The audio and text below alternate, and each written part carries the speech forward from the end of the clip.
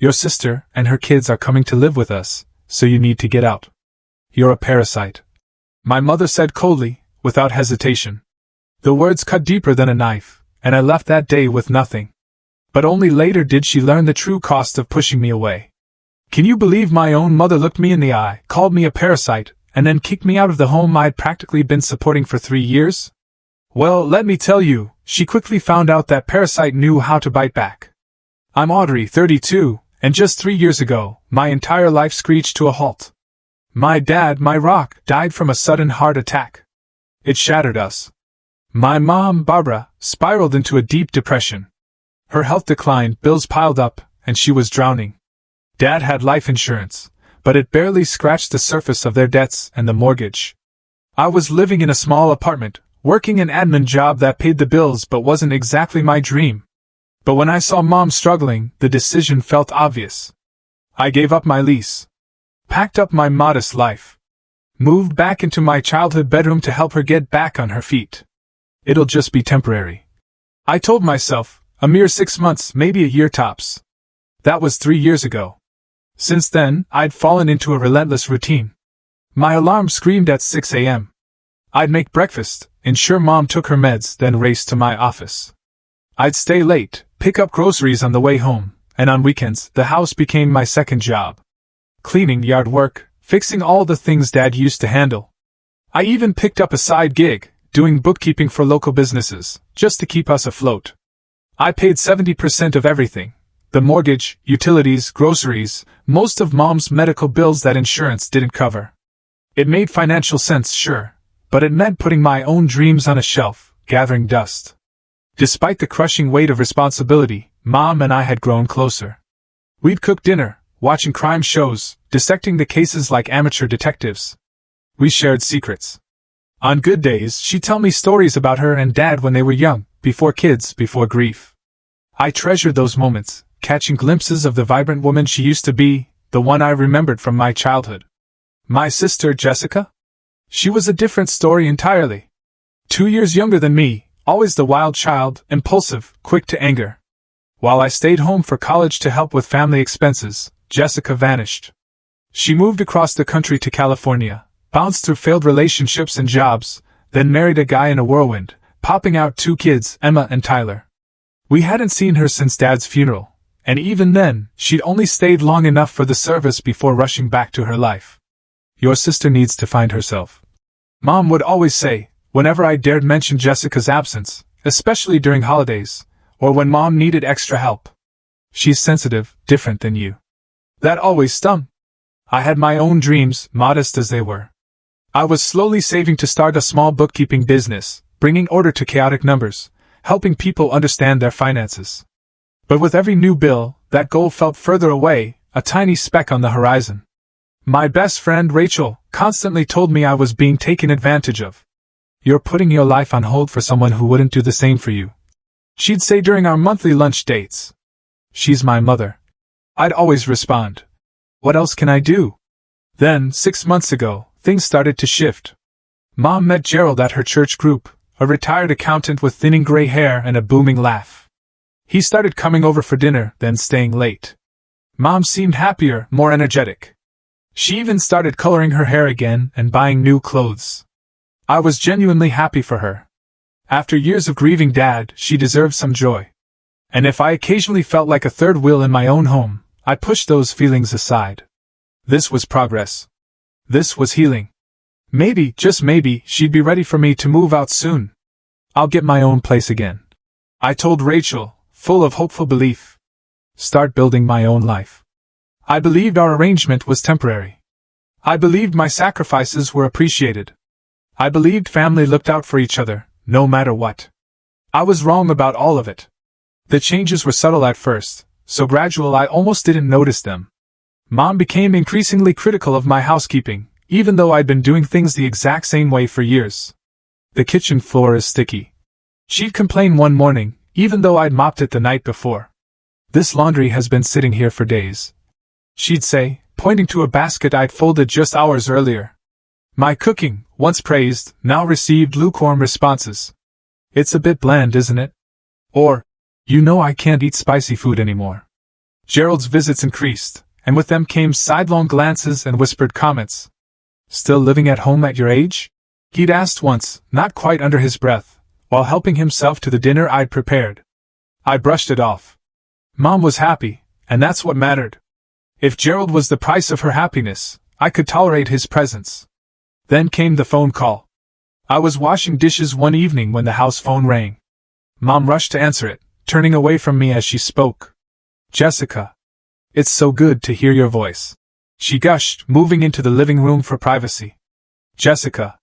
My sister, who hadn't called on Mom's birthday, who sent generic gift cards at Christmas with no personal note, who hadn't once asked how Mom was coping after Dad died. The call lasted over an hour. When Mom finally emerged, her eyes were bright with excitement. "Jessica just wanted to catch up," she said vaguely when I asked. "She's going through some changes." After that, Mom started receiving regular calls, always taking them in her bedroom with the door closed. She became secretive, changing subjects when I entered rooms, hiding her phone screen. One day, I found brochures for local schools on the kitchen counter. "What are these for?" I asked, holding them up. "Just gathering information," Mom replied, snatching them away. "For a church project." Our church didn't have any education projects that I knew of, and Mom hadn't mentioned any. "Is everything okay with Jessica?" I tried again. "Are her kids needing new schools?" "Mind your own business, Audrey," she snapped, shocking me with her tone. "Not everything is your concern." I tried discussing my growing unease with Rachel over coffee the following weekend. "Something's going on," I told her. "Mom's hiding something about Jessica." "Maybe Jessica is in trouble again," Rachel suggested. "Remember when she needed that money for rent after her second breakup?" I nodded, remembering the $1,000 I'd lent my sister, money I never got back. "Just ask your mom directly," Rachel advised. "You deserve to know what's happening in your own home." But every attempt at direct conversation was met with either evasiveness or outright criticism. The next concerning incident happened when I came home early from work with a migraine. My head was pounding. I felt Mom in my bedroom, sorting through my closet. A large donation box was already half full with my clothes. "What are you doing?" I asked, my voice weak. "Spring cleaning," she replied, though it was October. "You never wear half of these things." Some of the items in the box were clothes I'd worn just the previous week. "I was thinking we could convert this room into a proper guest room," Mom continued, not meeting my eyes. "You could move your things to the basement." The basement. Unfinished, damp, filled with boxes. Concrete floors. "Why would I move to the basement?" I asked, bewildered.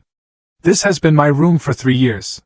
"Well, it was your childhood room before that," Mom said dismissively. "Don't you think it's time for a change?" Gerald started staying overnight more frequently. I'd wake up to find him at the breakfast table in his robe, drinking from my father's favorite mug. He began offering unsolicited financial advice, questioning my contributions to the household. "Your mother tells me you've been a big help," he said one morning, in a tone that suggested the opposite. "But at your age, shouldn't you be establishing your own household?" "Mom needs help with the mortgage," I replied evenly. "We have an arrangement." "Arrangements can change," he said, sharing a look with my mother that made my stomach knot. My anxiety grew. I began having trouble sleeping, lying awake, listening to the murmur of voices from my mother's room. Catching fragments of sentences. "Plenty of space once, need to tell her soon." "Jessica's situation is different." I started noticing other changes too. Mom cleared out the storage room upstairs, discarding boxes of holiday decorations and winter clothes. She ordered new twin beds online without explanation. She asked me repeatedly about my work schedule, making notes on the calendar. All signs pointed to something major coming, but I couldn't piece it together. Or perhaps I didn't want to see the truth forming right in front of me.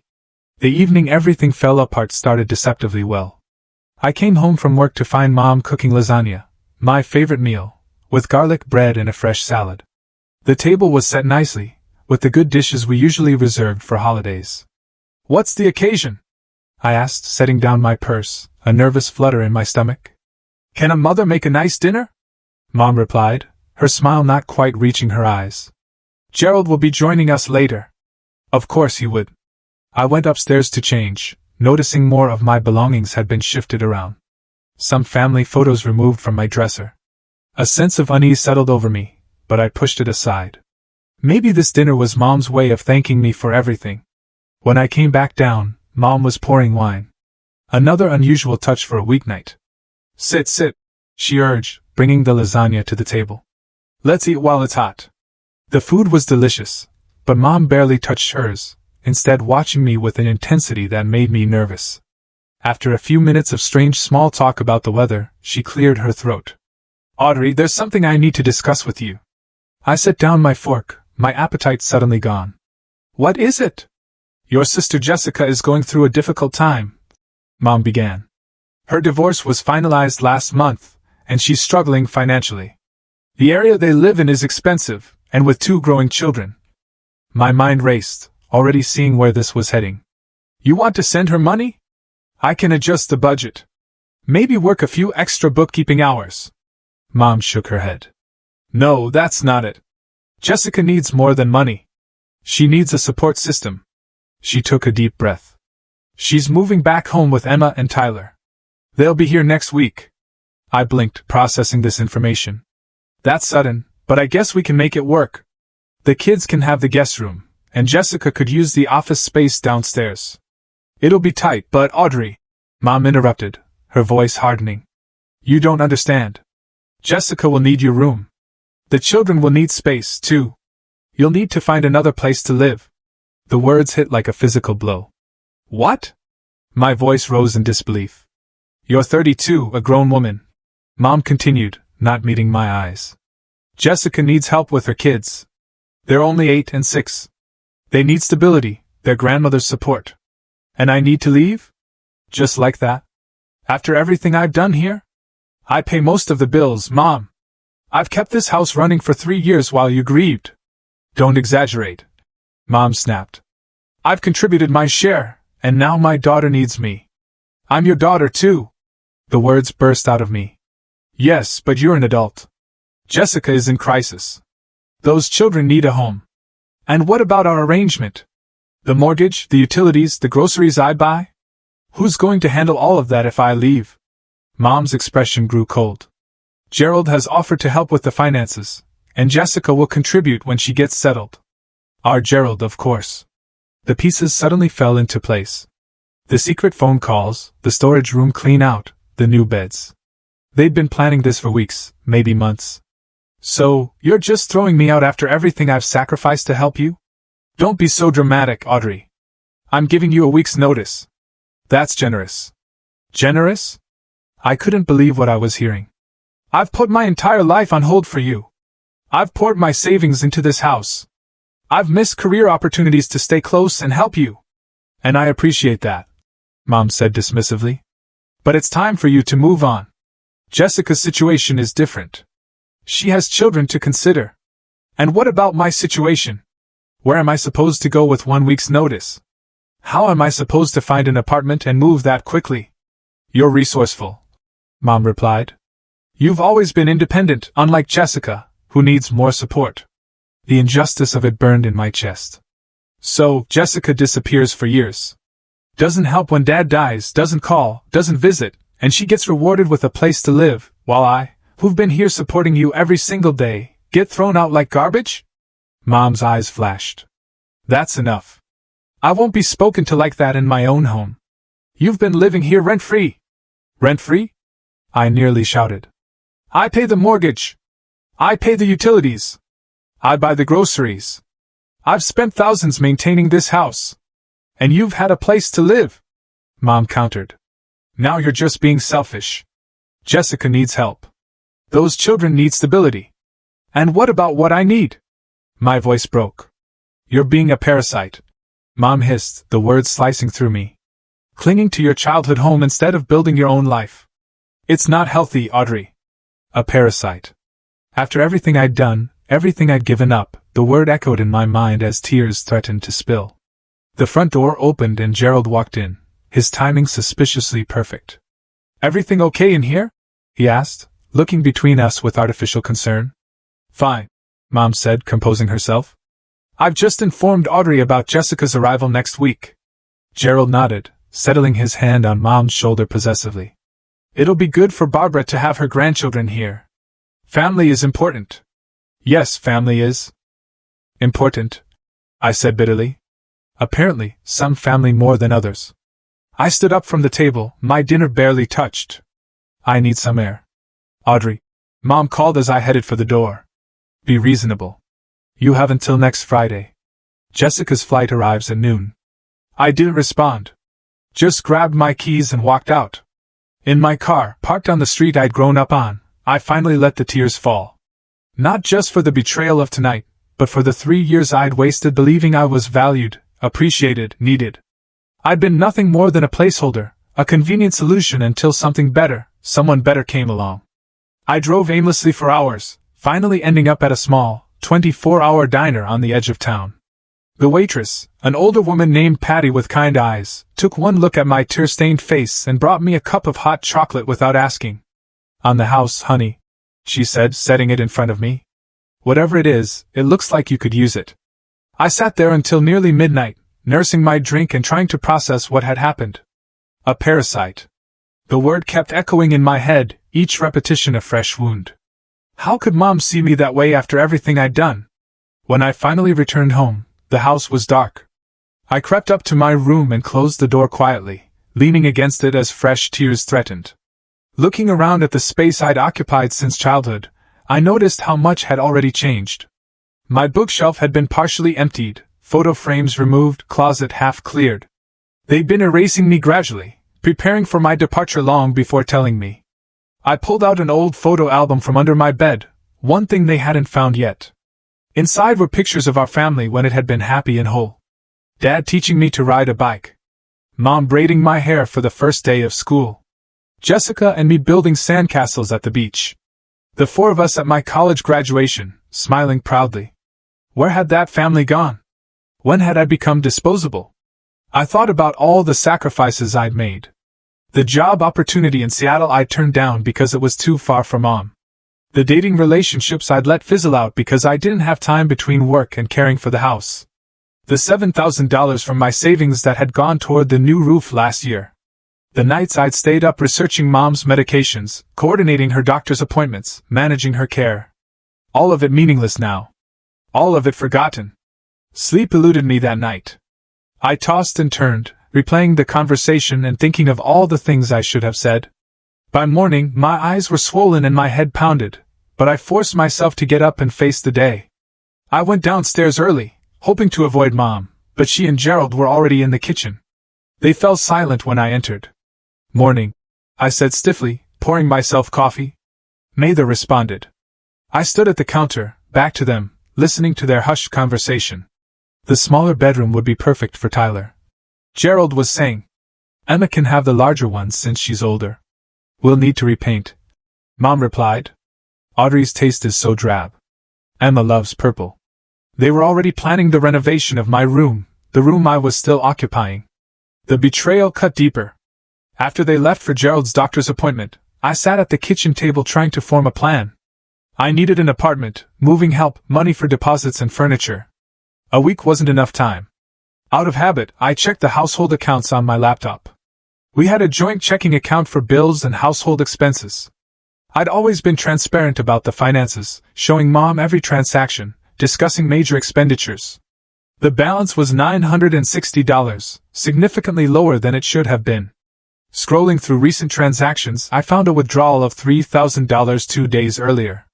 Money that had been earmarked for winter heating bills and property taxes.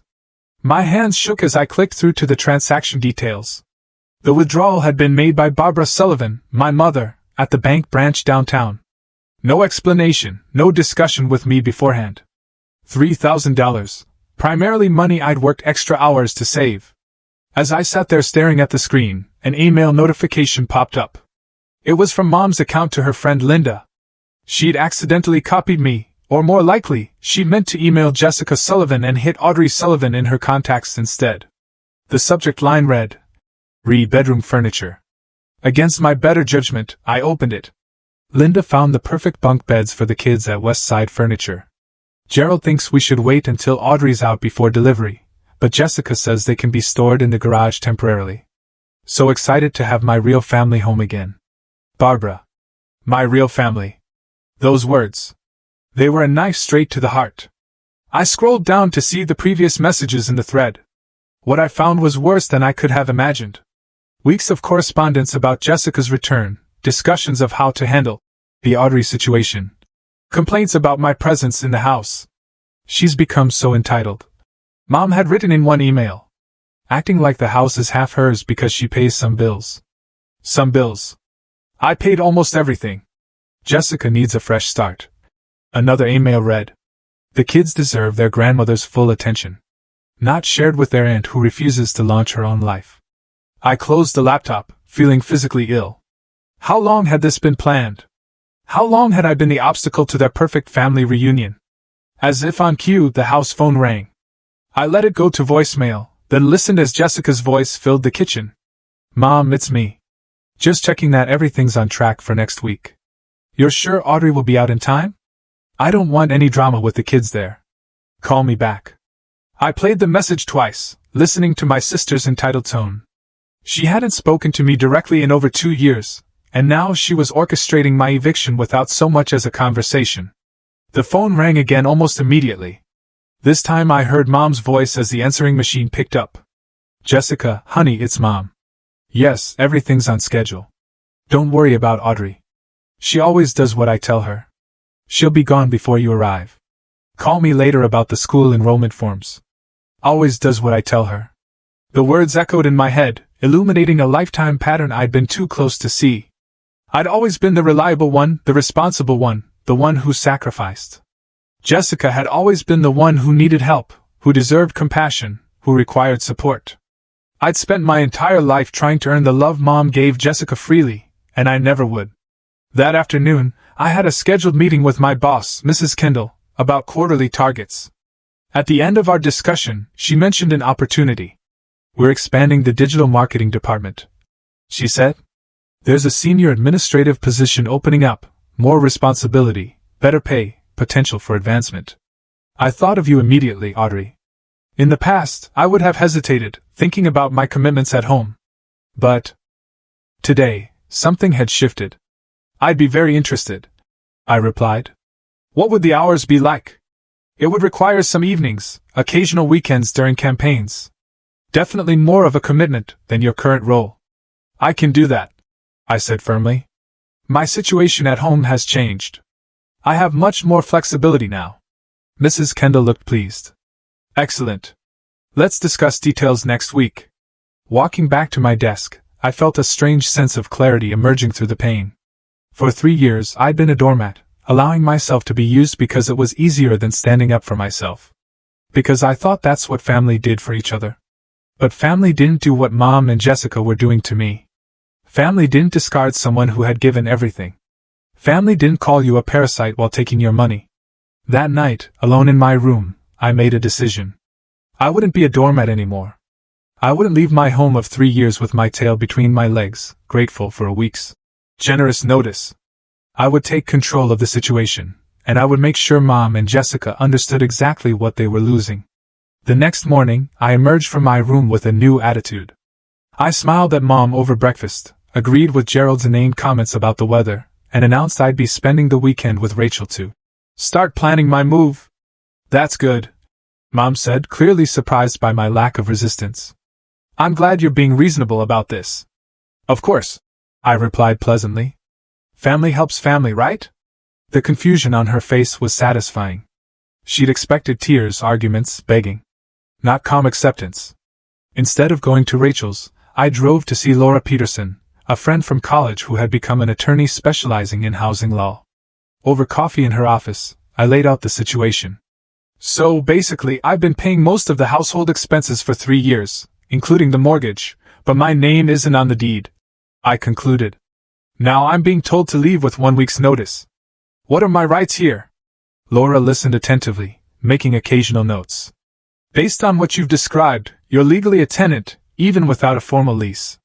In this state, your mother would need to provide at least 30 days written notice to terminate your tenancy. 1 week is insufficient under the law. And the money I've contributed, the joint account she withdrew from? That's trickier, Laura admitted. Joint accounts legally allow either party to withdraw funds. However, Given the circumstances, we could make a case for financial reimbursement based on your contributions to the household, especially for permanent improvements like the roof. She outlined my options, from formal legal action to negotiated settlements. I didn't want a protracted legal battle with my own mother, but I also refused to be taken advantage of anymore. What would you recommend? I asked. Start by documenting everything, Laura advised. Gather evidence of your financial contributions, any written agreements, even text messages about household arrangements. Then secure new housing before confronting the situation. Position of strength, Audrey. I nodded, a plan forming in my mind. One more question. If I'm legally a tenant, what happens if my landlord leaves the property and attempts to prevent me from accessing my residence? Laura smiled slightly. As a tenant with established residency, you have the right to maintain access to your home until proper eviction procedures have been followed. Armed with legal knowledge, I began methodical preparations. First, I contacted Rachel, who had a friend in property management. By Saturday afternoon, I was touring apartments with Mr. Harrison, a kindly older gentleman who owned several small buildings in town. This one just became available, he said, showing me a one-bedroom unit on the second floor of a well-maintained building. It's not fancy, but it's clean and quiet. Most of the tenants have been here for years.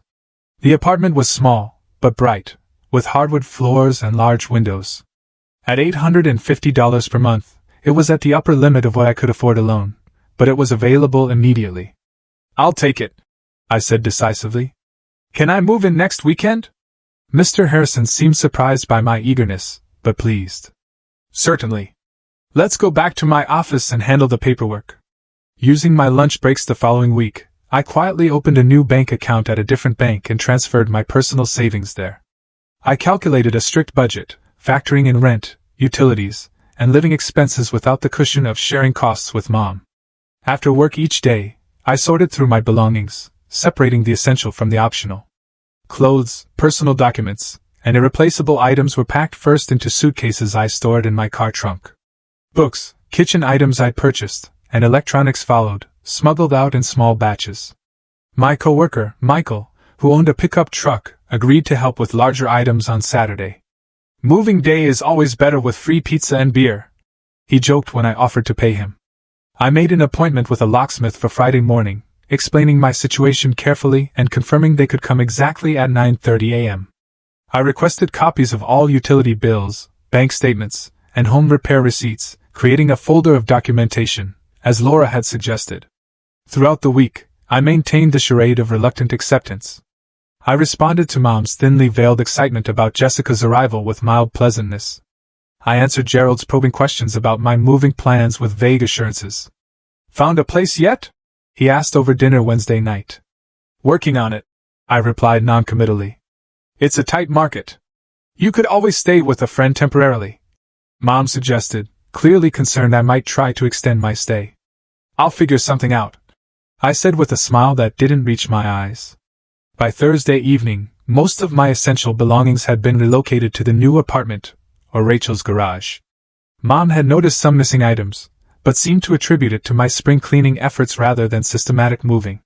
The moment of truth arrived Friday morning. Mom came downstairs dressed for the airport run, her purse over her arm.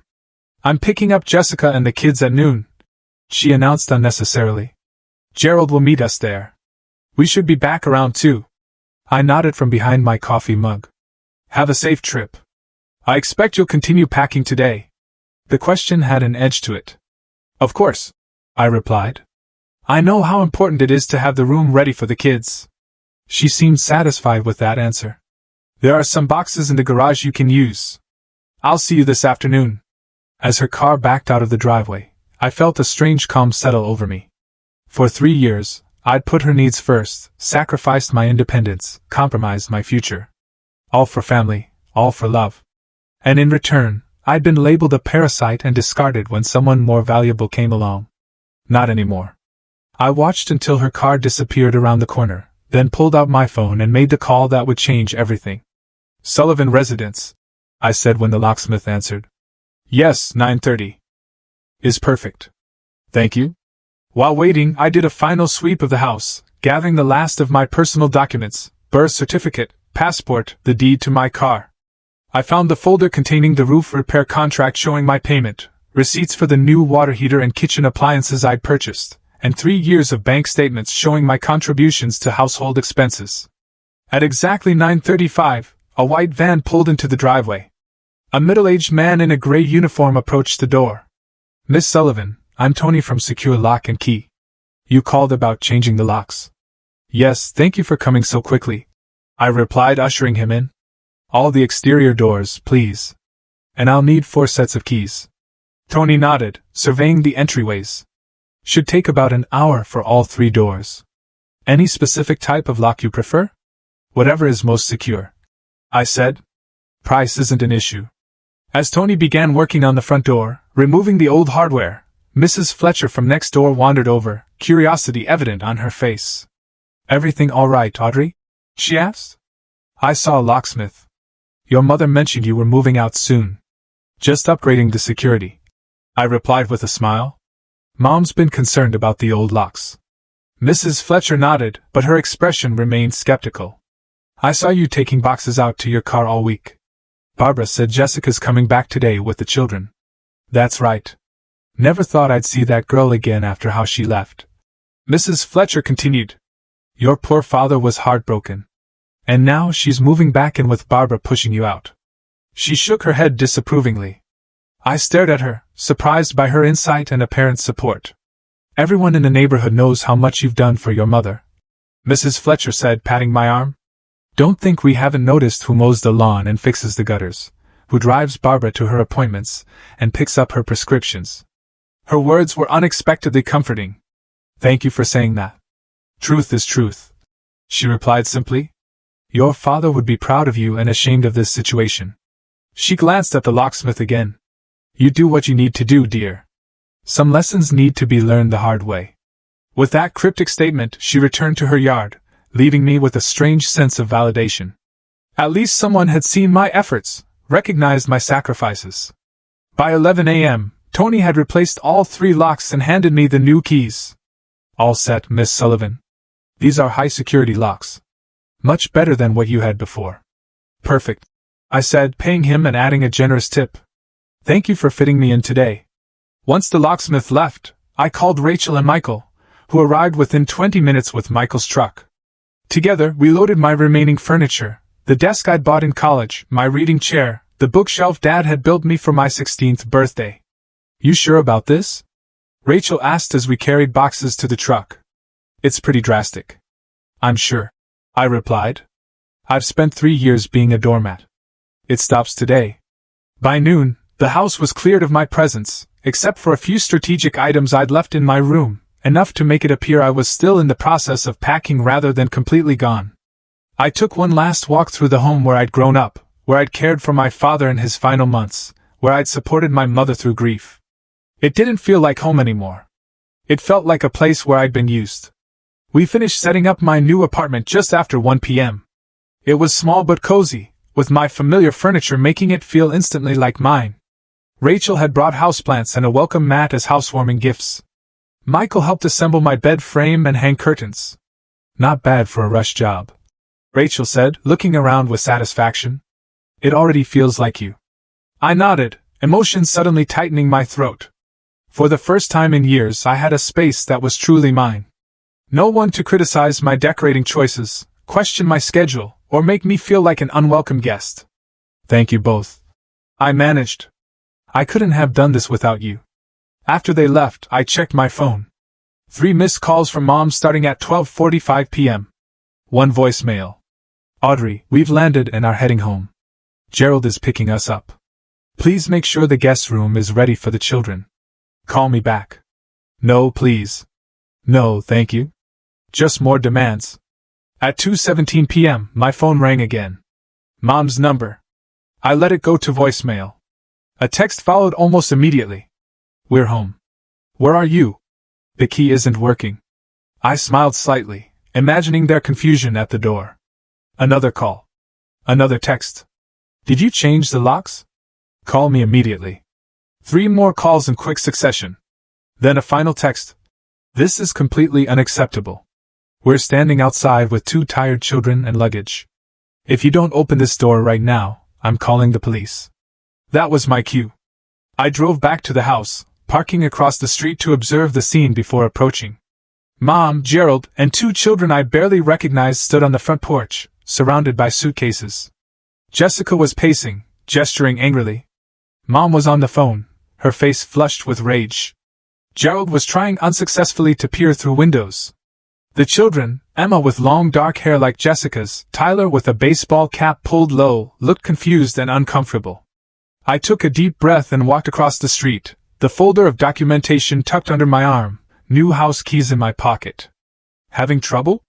I asked pleasantly as I approached, my voice as calm as a summer breeze, despite the hurricane brewing inside me. Mom whirled around, nearly dropping her phone. Audrey, what have you done? Why can't we get into the house? I've secured my residence, I replied calmly.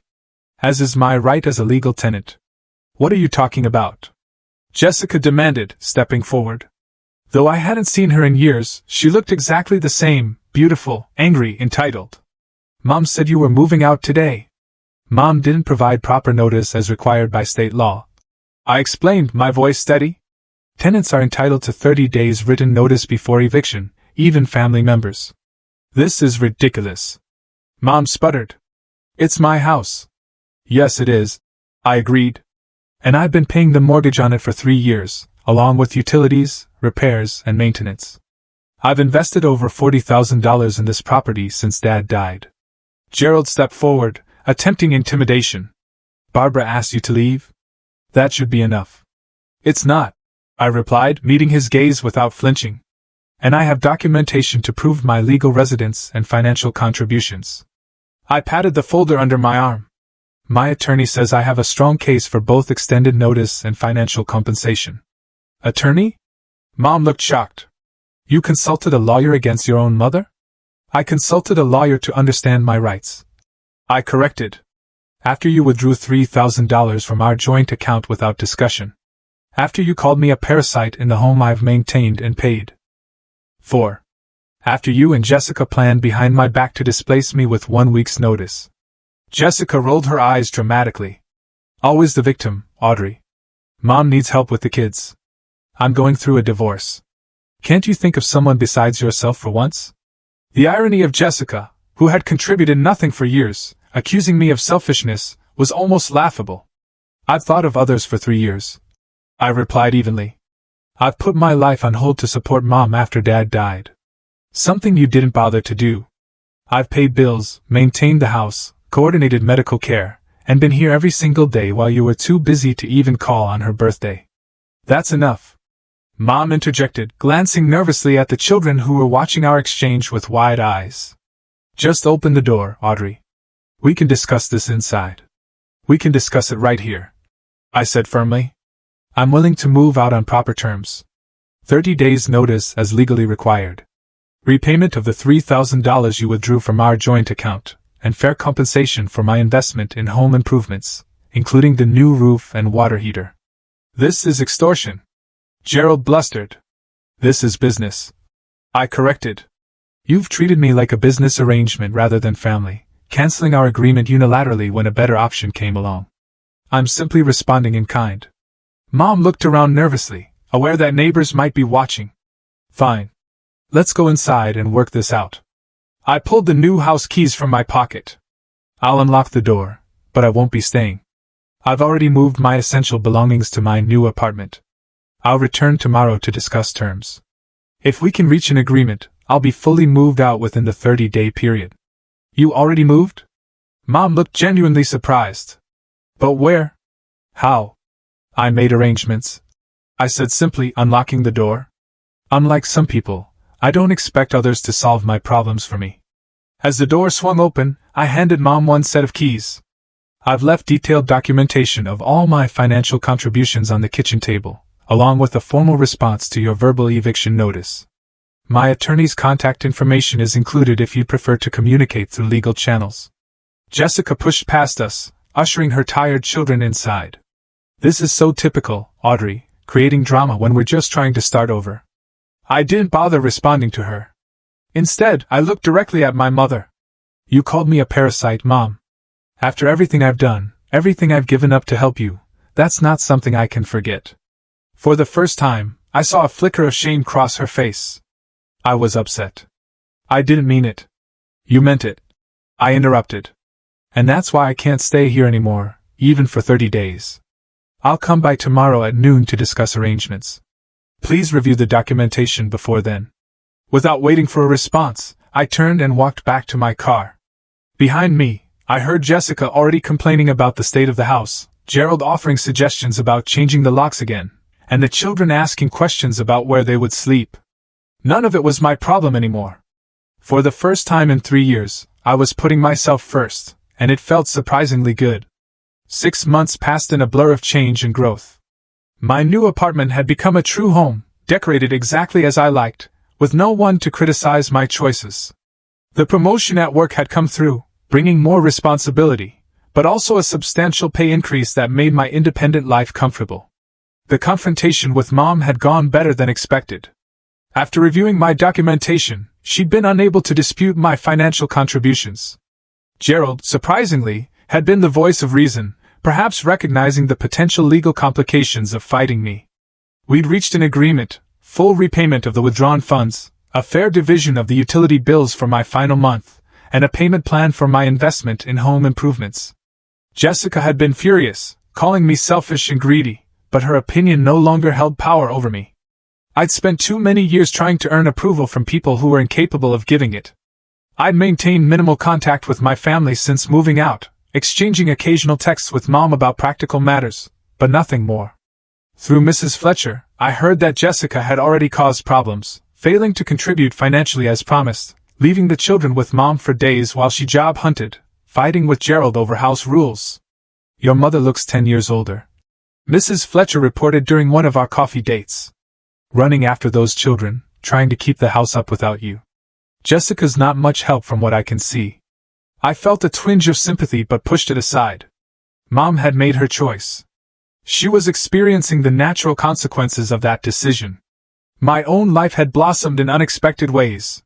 With encouragement from Mrs. Kendall, I'd enrolled in evening business classes to enhance my credentials. I'd reconnected with old friends I'd neglected during my caretaking years. I'd even started dating again. Nothing serious yet, but it was nice to remember that part of myself existed. Most importantly, I'd started the small bookkeeping business I dreamed of, working with local shops on weekends. It was growing slowly but steadily, bringing me both additional income and the satisfaction of building something of my own. Therapy had been instrumental in my healing process. Dr. Martin, a compassionate woman with shrewd eyes, had helped me recognize patterns of codependency and people-pleasing that had defined my relationships. You spent your life trying to earn love that should have been freely given, she observed during one session. That's not how healthy family dynamics work. Working with her, I'd begun to establish proper boundaries, process my grief over not just losing Dad, but losing the idea of the supportive family I thought I had. I learned that standing up for myself wasn't selfish. It was necessary. One rainy Tuesday in October, I encountered Mom unexpectedly at the pharmacy. She looked tired, the lines around her eyes deeper than I remembered, her shoulders slightly stooped. Audrey, she said, genuine surprise in her voice. How are you? I'm well, I replied, maintaining polite distance. How are things with you and Jessica and the kids? She hesitated, something complicated crossing her face. Busy. The children are adjusting. Jessica is still looking for work. Gerald has been very supportive. I nodded, not surprised. I'm glad to hear that. An awkward silence fell between us. Finally, she spoke again, her voice softer. Your business cards are at Marion's bakery. I saw them on the counter when I picked up a birthday cake for Emma. You started your own business? Just part-time for now, I confirmed. But it's growing. That's wonderful, she said, and seemed to mean it. You always were good with numbers, like your father. The comparison to Dad, a rare compliment, caught me off guard. Thank you. She glanced at her watch. I should go. Jessica has a job interview, and I'm watching the kids. Good luck to her, I said, genuinely meaning it despite everything. Those children deserve stability. As she turned to leave, she paused. Your room? I mean the room you had. The kids are sharing it now. Tyler wanted to know who the lady was in the photos on the bookshelf. The ones you left behind. Her eyes met mine. I told him you were his aunt. That you were smart and kind and helped people with their businesses. I swallowed the unexpected emotion rising in my throat. Thank you for that. She nodded and walked away, her step a little slower than I remembered. That brief encounter reinforced what I'd been learning in therapy. That healing didn't require forgiveness or reconciliation right away. It required honesty, boundaries, and self-respect. Maybe someday our relationship could be rebuilt on healthier terms. Maybe not. Either way, I would be okay. In the months that followed, I continued building my new life brick by brick. I expanded my client base, completed my business courses, and even took a weekend trip to the beach, something I hadn't done since college. I started volunteering at a financial literacy program for women leaving abusive relationships, finding purpose, and helping others recognize their own strength. My apartment became the gathering place for a small but loyal group of friends, Rachel and her boyfriend, Michael and his new girlfriend, coworkers who'd become confidants. We had game nights and potluck dinners, creating the kind of supportive community I'd always craved. One evening, as we sat around my living room laughing over cards, Rachel raised her glass. To Audrey, she said, who proved that sometimes you have to lose everything to find yourself. As our glasses clinked together, I realized she was right. I'd lost the illusion of family that I desperately clung to. But I'd found something more valuable, my own voice, my own boundaries, my own worth. The betrayal that had seemed world-ending had actually been the beginning of something better. By trying to discard me, Mom and Jessica had inadvertently set me free. The most important lesson I'd learned was that family isn't just about blood relations. Family is about mutual respect, support, and love. Sometimes the family we choose, the friends who stand by us, the colleagues who believe in us, the neighbors who see our worth, is more valuable than the family we're born into. I'd also learned that helping others shouldn't come at the cost of helping yourself. That sacrifice is only meaningful when it's appreciated, not expected. That standing up for yourself isn't selfish. It's essential. As for Mom and Jessica, I'd come to understand that their actions reflected their limitations, not my worth. Some people are simply incapable of giving the love we deserve. Accepting that truth was painful but liberating. I don't know what the future holds for our relationship.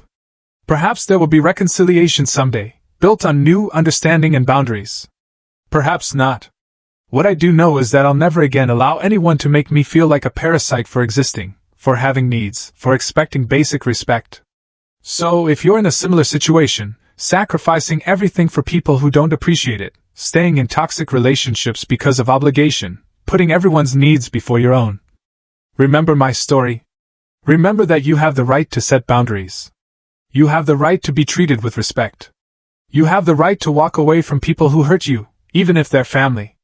Sometimes the hardest person to stand up for is yourself. But it's also the most important.